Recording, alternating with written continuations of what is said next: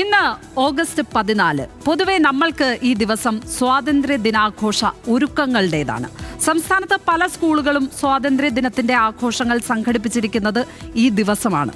പക്ഷേ ക്യാമ്പസുകളിൽ കഥ മാറുകയാണ്. എല്ലാ ക്യാമ്പസുകളിലും ഇന്ന് വിഭജന ഭീതി ദിനം ആചരിക്കാനായിരുന്നു കേന്ദ്ര നിർദ്ദേശം. കേരളത്തിലും ചാൻസലറായ ഗവർണർ വിഭജന ഭീതി ദിനാചരണം നടത്തണമെന്ന് സർക്കുലർ ഇറക്കി. ആ സർക്കുലർ തള്ളി ഉന്നത വിദ്യാഭ്യാസ മന്ത്രിയുടെ മറു സർക്കുലർ ഇറങ്ങുന്നതും നമ്മൾ കണ്ടു.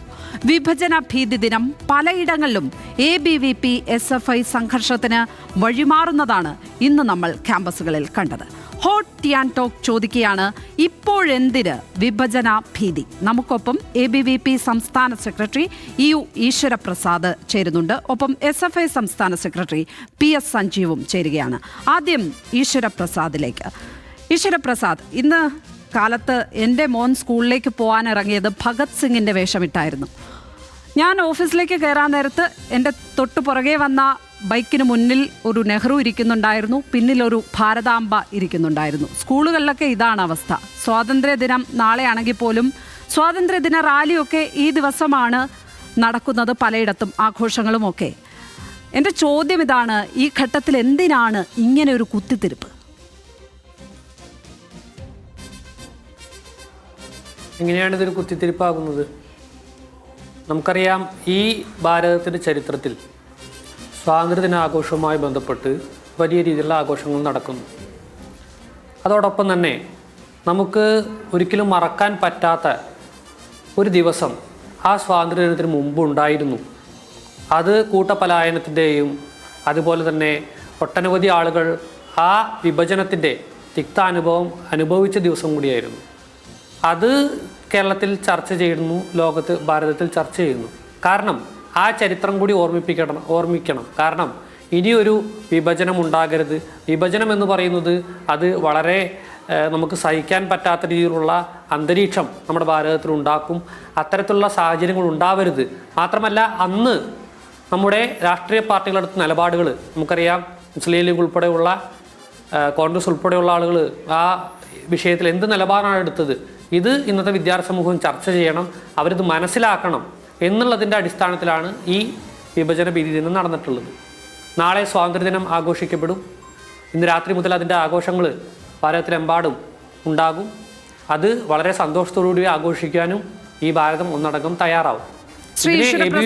നമുക്കറിയാം, വിഭജനമുണ്ടാക്കിയ മുറിവുകൾ, അന്ന് നടന്ന കലാപങ്ങൾ, അന്ന് ആർക്കൊക്കെ ഇവിടെ ചോര ചിന്തേണ്ടി വന്നു, ഇതൊക്കെ നമുക്കറിയാം. ഇതൊക്കെ നമ്മുടെ ചരിത്രത്തിൻ്റെ ഭാഗമാണ്. അത് നമ്മുടെ രാജ്യത്ത് എന്തെങ്കിലും തരം, അത് ബഹുഭൂരിപക്ഷം ആളുകളും അത്തരമൊരു വിഭജനം ആഗ്രഹിച്ചു എന്ന് നമുക്ക് പറയാൻ പറ്റില്ല. ആരും അതിന് ആ രീതിയിൽ പിന്തുണച്ചിട്ടില്ല. അപ്പോൾ എന്തിനാണ് ആ മുറിവുകളെ വീണ്ടും കുത്തിപ്പൊക്കി നമ്മളിങ്ങനെ ഓർത്തുകൊണ്ടേയിരിക്കുന്നത്? രാജ്യത്ത് പല അനിഷ്ട സംഭവങ്ങളും അതിനുശേഷവും സംഭവിച്ചിട്ടുണ്ട്. അതിൻ്റെയൊക്കെ ഓർമ്മ പുതുക്കൽ ദിനങ്ങൾ നമ്മളിങ്ങനെ ആചരിക്കുമോ? നോക്കൂ, ആ വിഭജനവുമായി ബന്ധപ്പെട്ട് വലിയ രീതിയിലുള്ള തിക്താനുഭവങ്ങൾ നമ്മൾ അനുഭവിച്ചിട്ടുണ്ട്. അത് ഇന്നത്തെ സമൂഹവും അറിയേണ്ടതില്ലേ? അന്ന് മുസ്ലിം ലീഗ് എന്ത് നിലപാടാണ് എടുത്തത്? ഇങ്ങനെ ഓരോ കാലത്തും രാജ്യത്തുണ്ടായിട്ടുള്ള കലാപങ്ങൾ, കൊള്ളിവയ്പ്പുകൾ, ഇതെല്ലാം ഓർത്തെടുക്കുമോ ശ്രീ ഈശ്വരപ്രസാദ്? എന്റെ ചോദ്യം ഇതാണ്. ഇങ്ങനെ ഓരോന്നും രാജ്യത്തുണ്ടായിട്ടുള്ള അനിഷ്ട സംഭവങ്ങൾ, നമ്മുടെ അഖണ്ഡതയ്ക്ക് ബുദ്ധിമുട്ടുണ്ടാക്കുന്ന കാര്യങ്ങൾ, ഇതെല്ലാം തന്നെ നമ്മളിങ്ങനെ ഓർത്തെടുത്തുകൊണ്ടേയിരിക്കണമോ ചരിത്രബോധം എന്ന പേരിൽ? ചരിത്രബോധം എന്ന പേരിൽ എന്ത് സംഭവമാണോ ഈ ഭാരതത്തിൽ നടന്നിട്ടുള്ളത്, ഈ ലോകത്ത് നടന്നിട്ടുള്ളത്, അത് പഠിക്കണം. ചൈനയിൽ നടന്നിട്ടുള്ള കലാപങ്ങൾ അത് നമ്മൾ പഠിക്കുന്നില്ലേ? ഹിറ്റ്ലറിന്റെ നമ്മളിങ്ങനെ ഗുജറാത്ത് വംശഹത്യ ഉണ്ടായിട്ടുണ്ട്, ഇതൊക്കെ ഒഴിവാക്കി ഗുജറാത്ത് വംശഹത്യ ഉണ്ടായിട്ടുണ്ട്, ബാബറി മസ്ജിദ് തകർക്കപ്പെട്ടിട്ടുണ്ട്. ഇതെല്ലാം തന്നെ നമ്മളിങ്ങനെ ഓരോ സമയവും ആ മുറിവുകളെ എന്തിനാണ് തൊട്ടുനോക്കുന്നത് എന്നുള്ളതാണ് ചോദ്യം. എന്തിനാണ് ഇപ്പോൾ അത് മനുഷ്യരുടെ മനസ്സിൽ ഒരു വിഭജനം? പറഞ്ഞോളൂ. നോക്കൂ, എല്ലാ കാര്യങ്ങളും ആ സമയത്തൊക്കെ ചർച്ച ചെയ്യാറുള്ളതാണ്. ആ ദിവസങ്ങളിൽ അത് ചർച്ച ചെയ്യപ്പെടാറുമുണ്ട്. ഇല്ല എന്ന് നമുക്ക് പറയാൻ വേണ്ടി സാധിക്കുമോ? ചർച്ച ചെയ്യും. സ്വാതന്ത്ര്യദിനം ആഘോഷിക്കേണ്ട സമയത്ത് ആ സന്തോഷം നമ്മൾ ചർച്ച ചെയ്യാറുണ്ട്. ഇതിന് ഒരു കേന്ദ്ര നിർദ്ദേശം നൽകുന്നതാണ് പ്രശ്നം. സർക്കാർ തന്നെ പറയുകയാണ് ഇങ്ങനെ ആചരിക്കണമെന്ന്. ഓരോ പ്രശ്നങ്ങൾ ഉണ്ടാകുമ്പോഴും നമുക്കറിയാം, ഗുജറാത്ത് വംശഹത്യ നടന്ന ദിവസം അത് ഉറപ്പായും അത് പലതരത്തിലുള്ള രാഷ്ട്രീയ പാർട്ടികളും സംഘടനകളും ഒക്കെ ആ രീതിയിൽ അത് ഓർമ്മിപ്പിച്ചുകൊണ്ട് പല കാര്യങ്ങളും ചെയ്യാറുണ്ട്. പക്ഷെ ഒരിക്കലും സർക്കാർ അതിന് നിർദ്ദേശം കൊടുക്കാറില്ല. ബാബറി മസ്ജിദ് ദിനത്തിൽ ഒരിക്കലും സർക്കാർ ഒരു നിർദ്ദേശം കൊടുക്കാറില്ല. എന്തിന് സർക്കാർ ഈ രീതിയിൽ ഒരു നിർദ്ദേശം, അതും ക്യാമ്പസുകളിൽ ഈ രീതിയിൽ വിഭജന ഭീതി ദിനം എന്ന പേരിൽ സ്വാതന്ത്ര്യ ദിനത്തിന്റെ നിറം കെടുത്താനെന്ന് തോന്നിപ്പിക്കുന്ന വിധത്തിൽ ഇങ്ങനെ ഒരു പരിപാടി എന്നുള്ളതാണ് ചോദ്യം. സ്വാതന്ത്ര്യത്തിന് നിറം കെടുത്താൻ വേണ്ടിയിട്ടാവുന്നത് എങ്ങനെയാണ്? ഹർ ഘർ തിരങ്ക എന്ന് പറഞ്ഞുകൊണ്ട് എല്ലാ വീടുകളിലും തിരങ്ക എത്തുന്നതും സർക്കാർ തന്നെയല്ലേ പറഞ്ഞിട്ടുള്ളത്.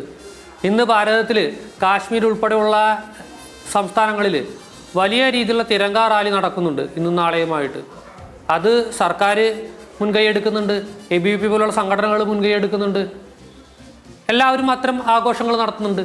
അതുപോലെ തന്നെ ചരിത്രം ഓർമ്മിപ്പിക്കപ്പെടണം. കാരണം ഈ ചരിത്രം ഓർമ്മിക്കരുത് എന്ന് ആഗ്രഹിക്കുന്ന ചില ആൾക്കാരുണ്ട്. നിഷ്കളങ്കമായി കാണാൻ കഴിയുമോ? ചരിത്രം മുസ്ലിം ലീഗ് ഉൾപ്പെടെയുള്ള ചരിത്രബോധം ഉള്ള ഒരു സമൂഹം ചെയ്യേണ്ടുന്ന കാര്യം എന്ന നിലയ്ക്കാണ് ABVP ഇതിനെ അവതരിപ്പിക്കുന്നത്.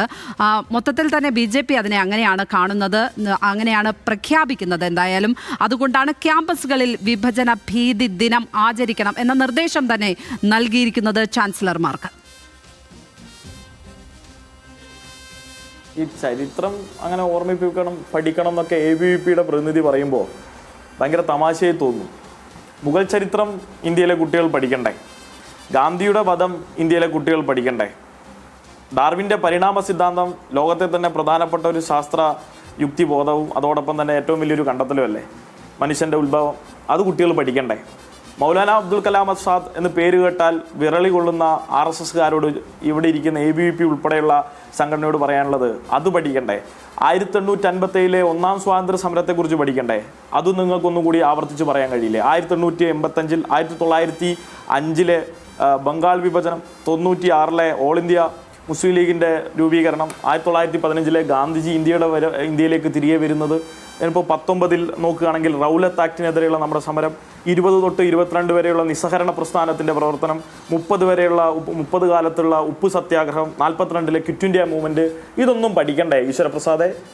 ഇതൊക്കെ പഠിക്കാൻ നിങ്ങളെന്താ ഇതുവരെ പറയുന്നതോ ആഹ്വാനം ചെയ്യുന്നതോ കണ്ടിട്ടില്ലല്ലോ. ഇവിടെയൊക്കെ ഇന്ത്യ ചരിത്രം 1857 തൊട്ട് 47 വരെ എടുത്ത് പരിശോധിക്കുമ്പോൾ ഇവിടെ എവിടെയും സംഘപരിവാറിൻ്റെ പേരില്ല. പക്ഷെ എവിടെ പേരുണ്ട്? 1947 ഓഗസ്റ്റ് മാസം 14 ഇന്ത്യ രാജ്യത്ത് നടന്ന വിഭജനവുമായി ബന്ധപ്പെട്ട് കലാപത്തിൽ RSSന്റെ പേരുണ്ട്. ഒരു ഭാഗത്ത് കലാപം നടത്തിയതിൽ RSS ഉണ്ട്. അപ്പോൾ സ്വാഭാവികമായിട്ടും ഇന്ത്യൻ ദേശീയ ബോധം അല്ലെങ്കിൽ ഇന്ത്യ രാജ്യത്തിൻ്റെ ദേശീയ ബോധം ഉരുത്തിരിഞ്ഞു വന്നിട്ടുള്ളത് ഈ കലാപത്തിൽ നിന്നാണെന്നുള്ള ഒരു തെറ്റായ ബോധം ഉയർത്തിക്കൊണ്ടുവരണം. ഇതുവരെയുള്ള 1857 തൊട്ട് 1947 വരെയുള്ള ഇന്ത്യൻ സ്വാതന്ത്ര്യ സമരത്തിൽ നിങ്ങൾ പങ്കെടുത്തിട്ടില്ല.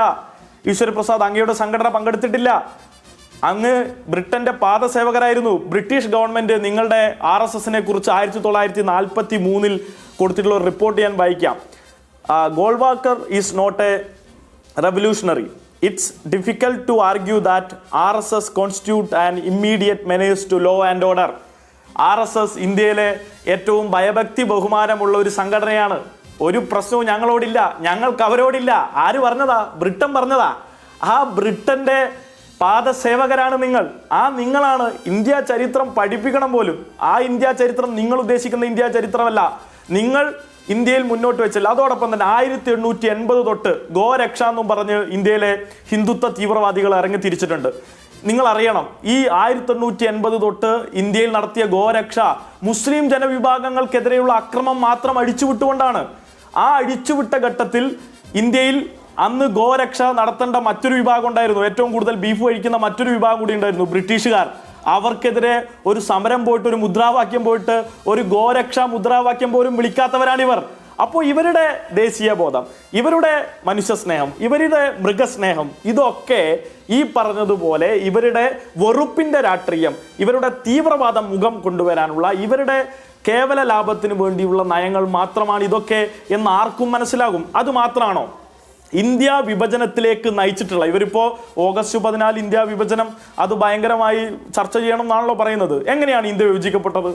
ആ മണ്ണൊരുക്കിയതാരാണ്? ആ മണ്ണൊരുക്കുന്നതിൽ ഒരു ഭാഗത്ത് ഈ പറഞ്ഞ ഹിന്ദു മഹാസഭയും RSSും ഉണ്ട്. അതിൽ തന്നെ ഇവിടെ നമുക്ക് കാണാൻ കഴിയുന്ന ഒരു കാര്യം, ജിന്നയുമായി ശ്യാമപ്രസാദ് മുഖർജി മുംബൈയിൽ വെച്ചിട്ട് 1940കളിൽ നടത്തുന്ന ഒരു ചർച്ചയുണ്ട്. ആ ചർച്ചയിൽ അദ്ദേഹം പറയുന്നൊരു കാര്യം, ഈ വിഭജനത്തിലേക്ക് നിങ്ങൾ അഭിപ്രായപ്പെടുന്നോ ഇല്ലയോ എൻ്റെ വിഷയമല്ല, മറിച്ച് ജിന്നയോട് പറയുകയാണ്, 70% ഹിന്ദു ജനവിഭാഗമുള്ള ഈ രാജ്യത്ത് സ്വാഭാവികമായും സ്വാതന്ത്ര്യം ലഭിച്ചാൽ അതൊരു ഹിന്ദു രാജ്യമാവും. അവിടെ നിങ്ങൾക്ക് സിവിലിയൻ റൈറ്റ്സ് എങ്കിലും ഉണ്ടാകുമോ എന്നുള്ളത് സംശയമാണ്. അത് നിങ്ങളുടെ കാര്യമാണ്, നിങ്ങളത് ആലോചിക്കണം. 3 മണിക്കൂർ ആ ചർച്ച നീണ്ടു നിന്നു. അപ്പോൾ ഇന്ത്യയിലെ ജനസാമാന്യത്തിനിടയിൽ വർഗീയ പ്രവർത്തനം നടത്തി, ഇന്ത്യയിലെ ജനസാമാന്യത്തിൽ ഇന്ത്യയിൽ സ്വാതന്ത്ര്യ സമരത്തെ ഒറ്റുകൊടുത്ത് ഇന്ത്യയെ പൂർണ്ണമായും വർഗീയമായി വിഭജിച്ച് ഒരു രാജ്യം അപ്പുറത്ത് രൂപീകരിക്കപ്പെടുമ്പോൾ ഇപ്പുറത്ത് മറ്റൊരു മതരാഷ്ട്രം ഉണ്ടാകുമെന്നുള്ള ഇവരുടെ തെറ്റായ ബോധ്യം, അതിനെ പൊളിച്ചു കളഞ്ഞത് ഇന്ത്യൻ സ്വാതന്ത്ര്യ സമരമാണ്, ഇന്ത്യയിലെ മതനിരപേക്ഷവാദികളാണ്.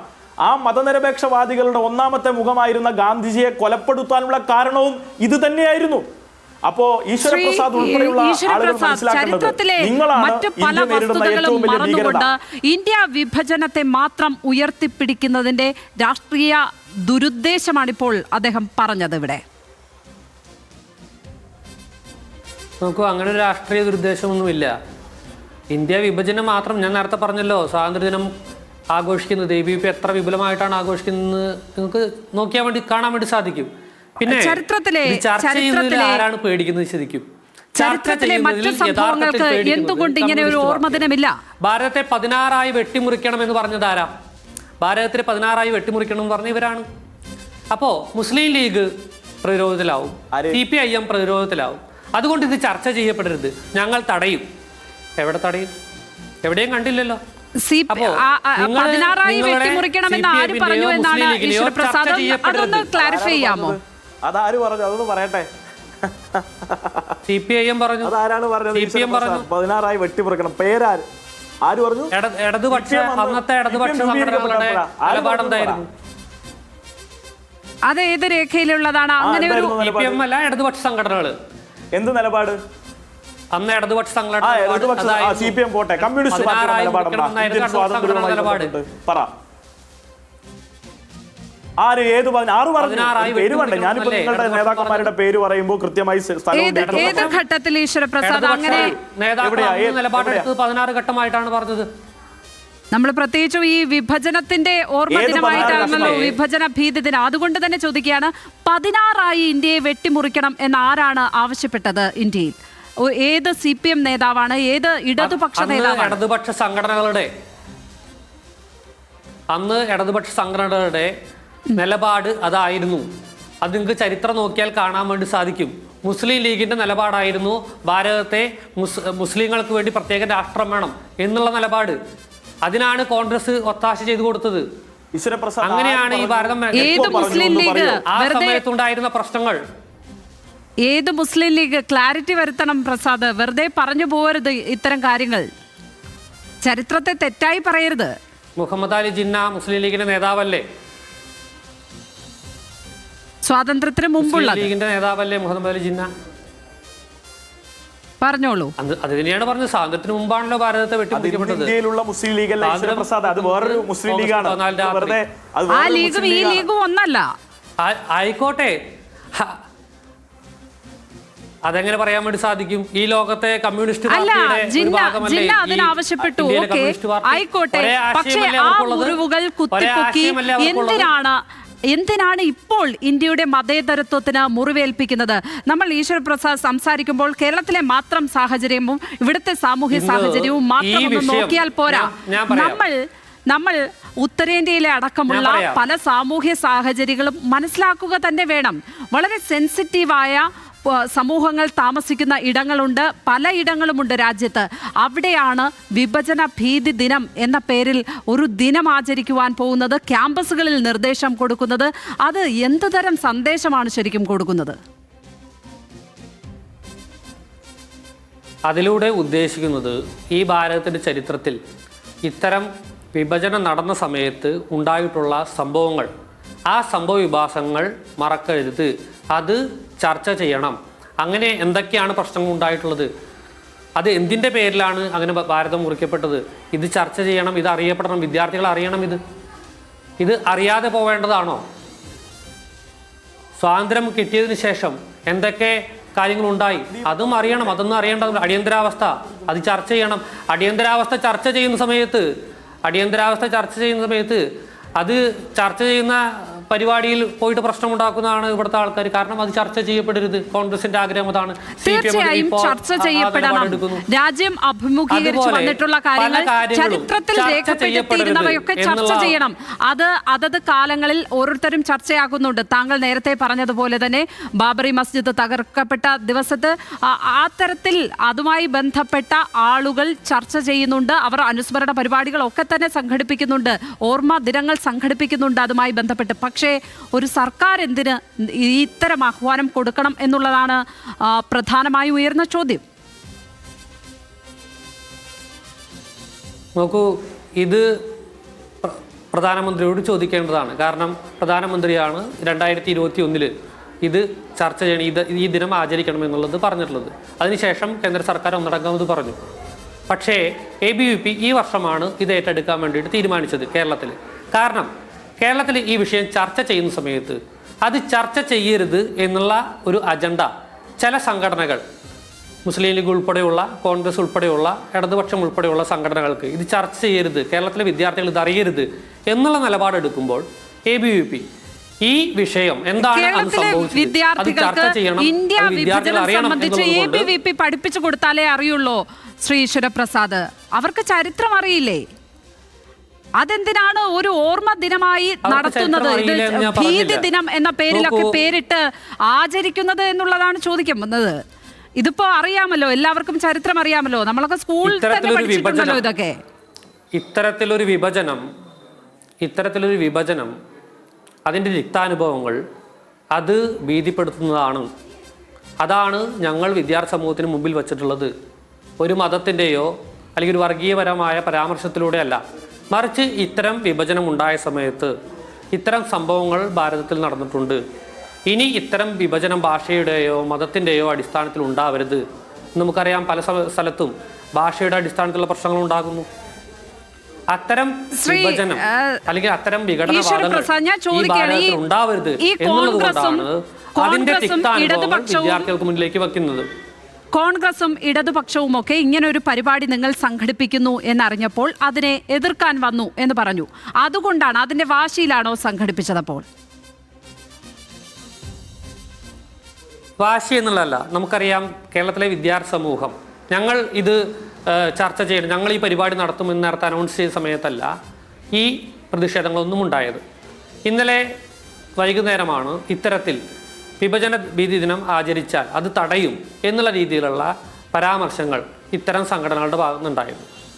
അതെന്തുകൊണ്ടാണ് ഈ വിഷയം ചർച്ച ചെയ്യരുത്, വിദ്യാർത്ഥി സമൂഹം ഇതിന്റെ നിങ്ങൾക്ക് എന്താണ് തോന്നുന്നത്? അവർ എന്തുകൊണ്ടാണ് ഈ വിഷയം ചർച്ചയാക്കരുത്, അതല്ലെങ്കിൽ ഈ വിഷയം ഇങ്ങനെ ഒരു ഭീതി ദിനം ആചരിക്കേണ്ടതില്ല എന്ന തീരുമാനത്തിലേക്ക് അവർ എത്തിയത് എന്തുകൊണ്ടാണ് എന്നാണ് ABVPയുടെ ഒരു തോന്നൽ? അതിൽ ഈ മുസ്ലിം ലീഗിൻ്റെയും അന്നത്തെ കോൺഗ്രസ് പാർട്ടിയുടെയും ഉൾപ്പെടെയുള്ള നിലപാടുകൾ അത് വിദ്യാർത്ഥി സമൂഹം അറിയും. അത് ഇന്നത്തെ ഇവിടുത്തെ മുസ്ലിം ലീഗിനും ഇവിടുത്തെ കോൺഗ്രസിനും അത് ബുദ്ധിമുട്ടാണ്. അതുകൊണ്ട് അവർ ഇതിനെ എതിർക്കപ്പെടുന്നു. അതിന് സഹായം ചെയ്തു കൊടുക്കുകയാണ് ഇന്ത്യ മുന്നണിയിലെ അംഗമായിട്ടുള്ള CPIM അല്ലെങ്കിൽ ഇടതുപക്ഷം. അതാണ് ഇവിടെ നടന്നുകൊണ്ടിരിക്കുന്നത്. അതുകൊണ്ട് അന്നത്തെ നിലപാടുകൾ, അന്ന് രാഷ്ട്രീയ പാർട്ടികൾ കൈക്കൊണ്ട സമീപനങ്ങൾ എന്താണെന്ന് വിദ്യാർത്ഥികൾക്കിടയിൽ ചർച്ചയാകും. അത് അനുവദിക്കരുത്, അത് ഉണ്ടാകരുത്. അതുകൊണ്ടാണ് SFI അടക്കം ഇതിനെ എതിർക്കുന്നത് എന്നാണ് ഈശ്വരപ്രസാദ് പറഞ്ഞു വെക്കുന്നത്. ഒരു മനുഷ്യന് വർഗീയവാദിയാവാൻ കുറച്ച് വലിയ ബുദ്ധിമുട്ടുണ്ട് എന്നാണ് ഞാൻ ഇത്രയും കാലം കരുതിയിരുന്നത്. ഇപ്പോൾ വ്യക്തിപരമായി ഒന്നും തോന്നണ്ട, ഇത്തരമൊരു വർഗീയ നിലപാടുള്ള ഒരു സംഘടനയുടെ നേതാവൊക്കെ ആവാൻ ഇത്രയൊക്കെ മതി എന്ന് തോന്നിപ്പോവുകയാണ്. അദ്ദേഹം ഇവിടെ നടത്തുന്ന പ്രസ്താവനകളൊക്കെ നോക്കിയാൽ അദ്ദേഹവും ABVPയും ഈ പറഞ്ഞ സംഘപരിവാറും തമ്മിൽ ഒരു പുലബന്ധം പോലുമില്ല. ഇതൊക്കെ നിങ്ങൾ പ്രധാനമന്ത്രിയോട് ചോദിച്ചാൽ മതി. ഞങ്ങൾ പിന്നെ കൊടിയൊക്കെ പിടിച്ച് ഇറങ്ങിയത്, ഇന്ന് കാസർഗോഡ് കോളേജിലും കേരളത്തിലെ സർവകലാശാലയിലൊക്കെ പ്രശ്നം ഉണ്ടാക്കിയത്, കുറേ പേര് പറഞ്ഞു ഇത് നടത്തൂല, അതുകൊണ്ട് നമ്മളങ്ങ് നടത്തിക്കളയും എന്നുള്ള ഒരു പ്രസ്താവന നടത്താൻ വേണ്ടി വന്നതാണ് എന്ന നിലയിലാണ് ഇവിടെ കാര്യങ്ങൾ പറയുന്നത്. അപ്പോഴും എന്തിനാണിത് നടത്തുന്നത്, എന്തിൻ്റെ പേരിലാണ് ഇത് സംഘടിപ്പിക്കപ്പെടുന്നത്, ആര് പറഞ്ഞു, എന്തിൻ്റെ കാരണത്താൽ എന്നിവിടെ വിശദീകരിക്കുന്നില്ല. ഒരു പക്ഷേ കുറച്ച് മുന്നേ സംഘപരിവാറുകാരെ കുറിച്ച് പറയുന്നൊരു ചില കാര്യങ്ങളുണ്ട്. എന്ന് വെച്ചാൽ കൺവിൻസിംഗ് ആയി അവർ മണ്ടത്തരം പറയും എന്ന് കേട്ടിട്ടുണ്ട്. കൺവിൻസിംഗ് ആയി മണ്ടത്തരം പറയും, തിരിച്ചൊരു ചോദ്യം ചോദിക്കാൻ പോലും കഴിയാത്ത വണ്ണത്തിൽ നിഷ്കളങ്കമായി മണ്ടത്തരം പറയും എന്നൊക്കെ കേട്ടിട്ടുണ്ട്. അതുപോലെയൊക്കെയാണ് എനിക്ക് തോന്നുന്നത്. പക്ഷെ ഞാനിവിടെ ചോദിച്ച കുറേ ചോദ്യങ്ങളുണ്ട്, അതിനൊന്നും ഉത്തരം ഇതുവരെ തന്നിട്ടില്ല.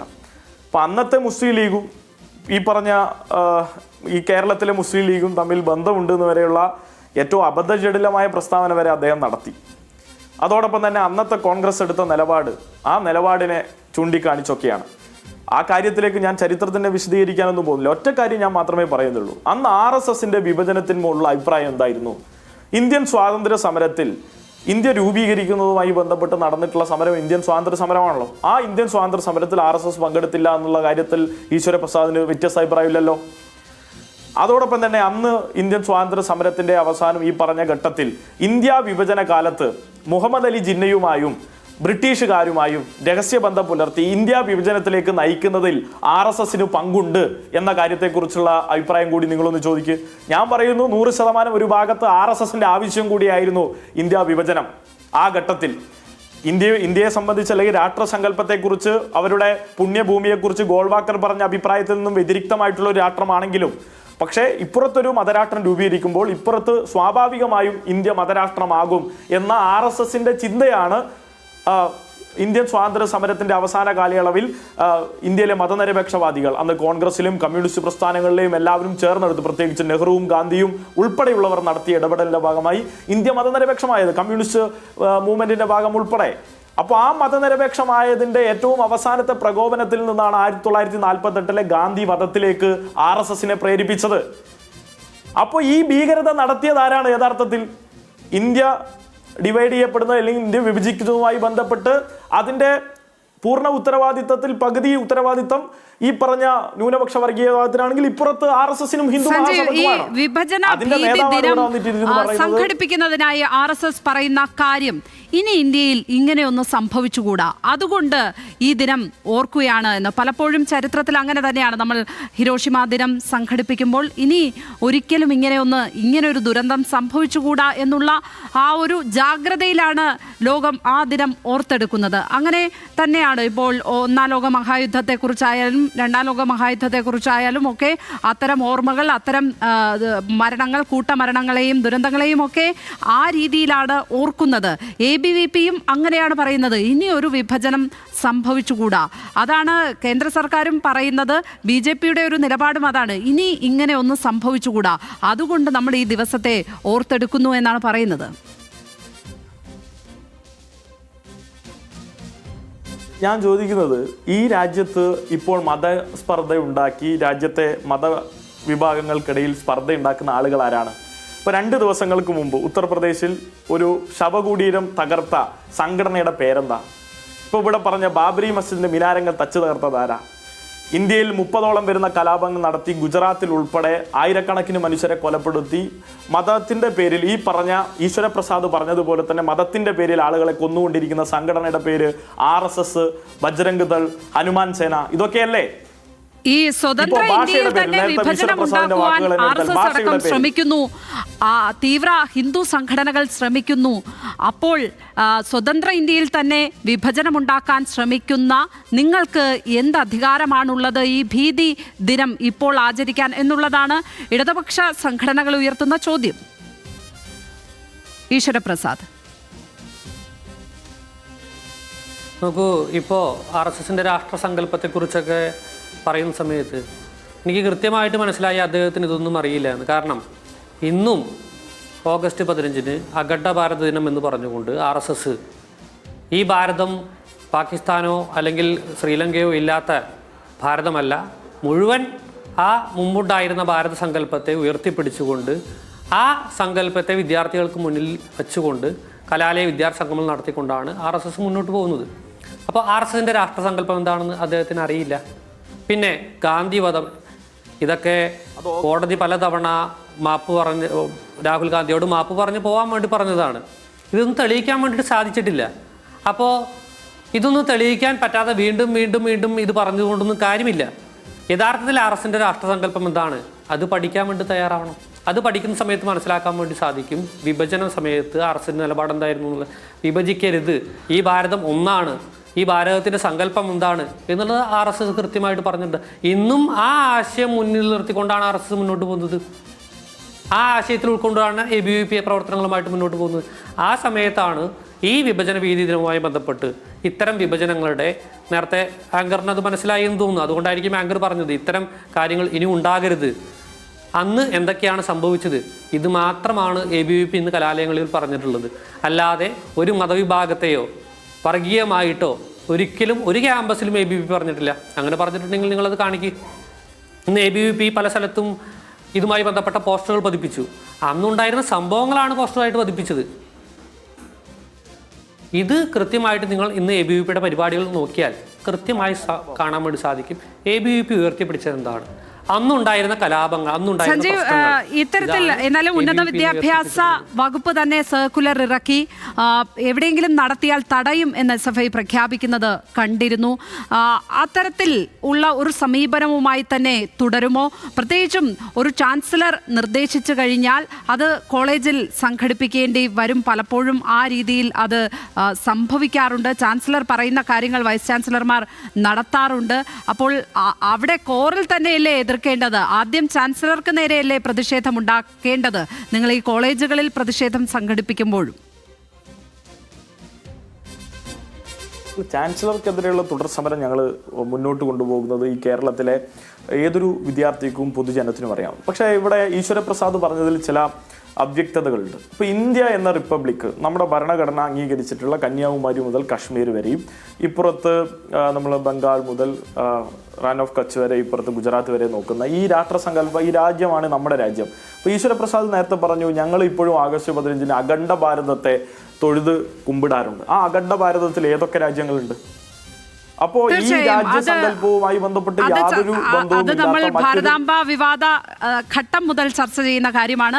RSS അതാണ് അവരുടെ രാഷ്ട്രസങ്കല്പമായി കാണുന്നത്. പക്ഷേ ഇന്ത്യയെ സംബന്ധിച്ച് അതല്ല രാഷ്ട്രസങ്കല്പം എന്നുള്ളത് നമുക്കറിയാം.